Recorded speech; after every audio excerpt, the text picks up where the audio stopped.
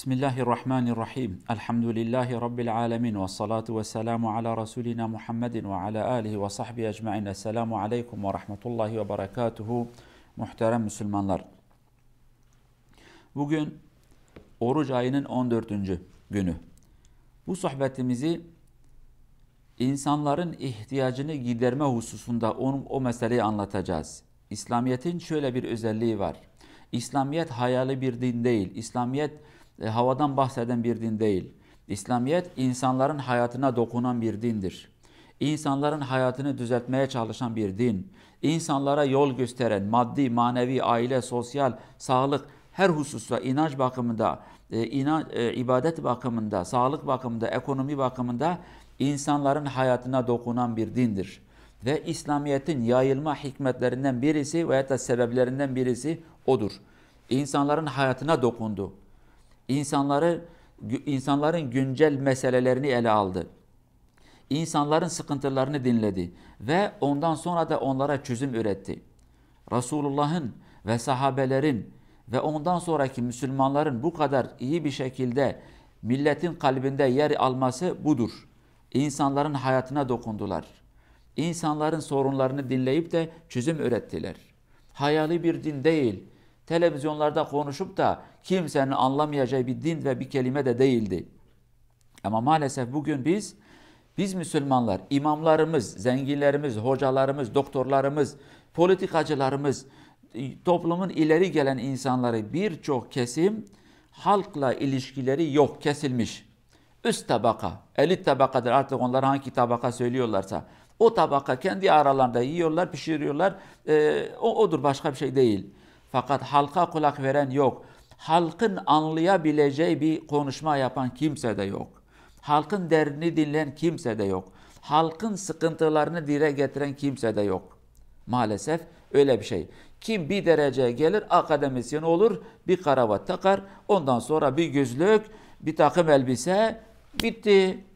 Mühendis oldum, avukat oldum, hoca oldum, üniversitede eğitim hocası oldum. Ondan sonra bir şekilde milletle ilişkisini keser. Ne milletin derdini, ne inancını, ne aile sorunlarını, ne günlük sıkıntıları, ne ekonomi sıkıntılarını dinlemezler. Artık ben kendimi kurtardım. Üst bir tabakaya geldim. Artık elit olmuş bu adam. Bürokrat olmuş. Toplumun ileri gelen insanı olmuş ama toplumla bir alakası yok.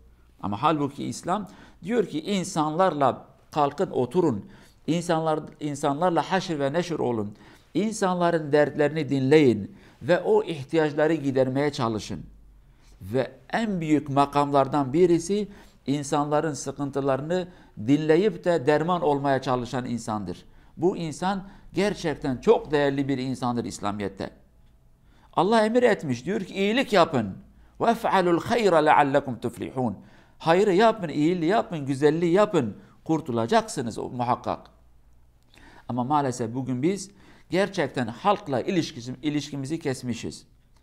Millet yemek bulamaz, kimse onlardan haberi yok. Bir ilçenin halkı, bir kesim aç, bir kesim tok. Tok olan, aç olandan haberi yoksa, nerede İslamiyet, nerede vicdan, nerede merhamet? İslamiyet'in yayılma sebebi oydu ilk önce. Millete kulak verdi. Resulullah sallallahu aleyhi ve sellem ve ondan sonraki sahabeler öyle bir şekilde insanları yetiştirdiler.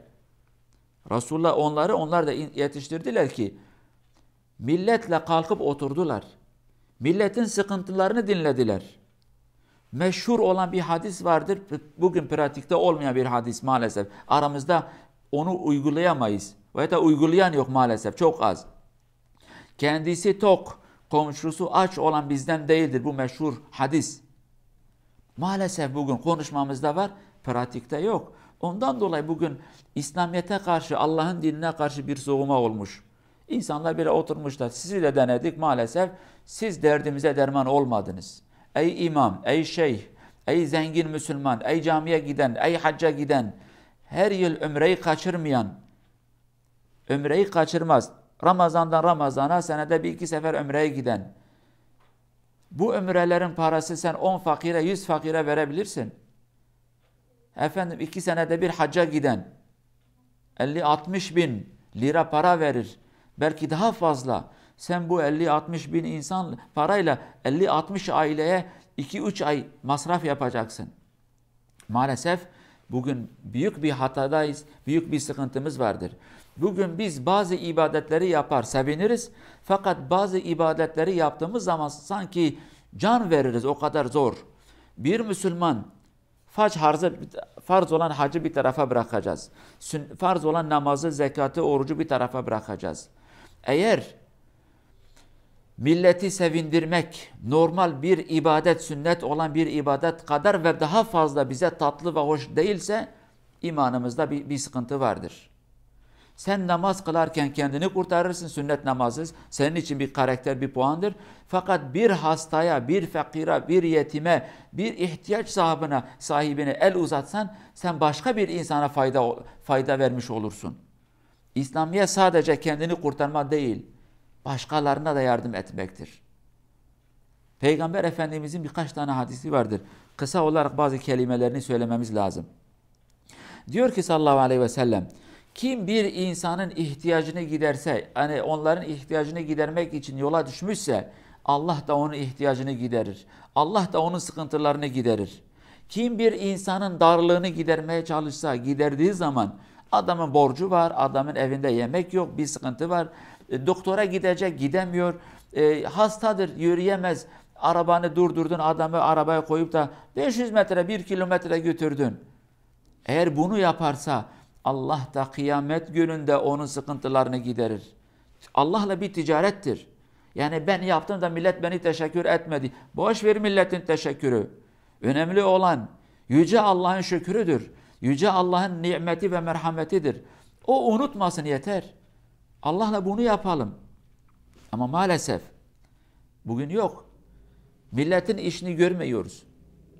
Bak camide itikaf etmek büyük bir sevabı vardır. Sen bir insanla 2 metre git, onun ihtiyacını gider, onun işini düzelt, ona yol göster. Senelerce camide yapacağın itikaftan daha hayırlıdır. Senin itikafın faydası sanadır ama senin o 2 adım atman İslamiyet'in pratiğe sokmasıdır. Sen Allah'ın dinini insanlara şu şekilde gösterdin. Bak Allah'ın dini senin hayatına dokundu. Bak İslamiyet beni bu şekilde eğitmiş. Sana yardım edeceğim, sana el uzatacağım, sana hizmet edeceğim. Ey Müslümanlar, İslamiyet budur. Peygamber Efendimiz diyor ki, kişi insanların hizmetinde olduğu müddetçe Allah da onun yardımcısı olacaktır.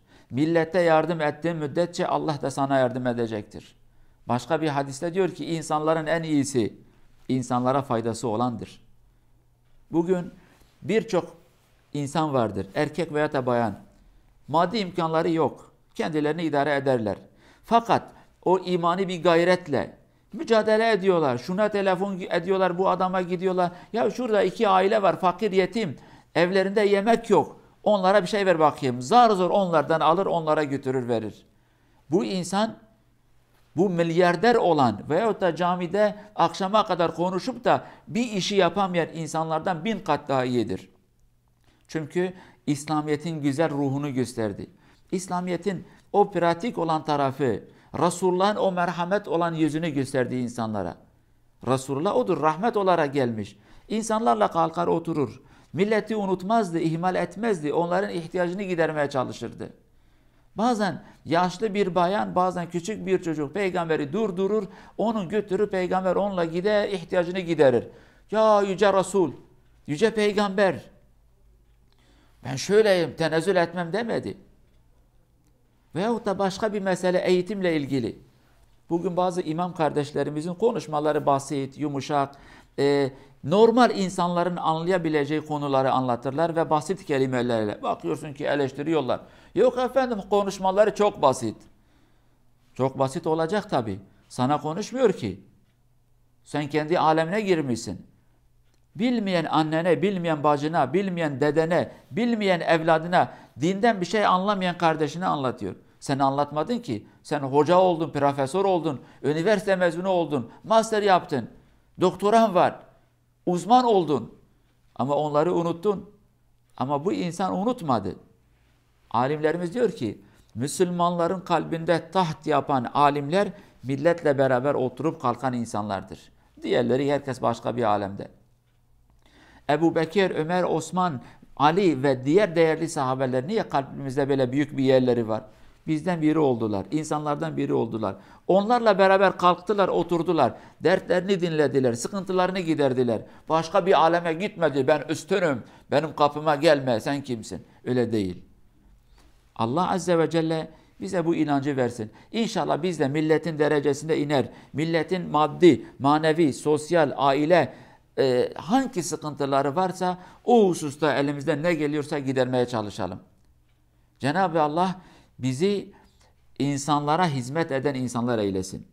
Hak yolunda hizmet eden insanlardan eylesin. Amelimizi kendi rızası için kabul etsin. Bizi kibir sahibi insanlardan eylemesin. Yüce Allah hak yolunda ölmeyi bize nasip etsin. Vesselamu aleykum ve rahmetullahi ve berekatuhu.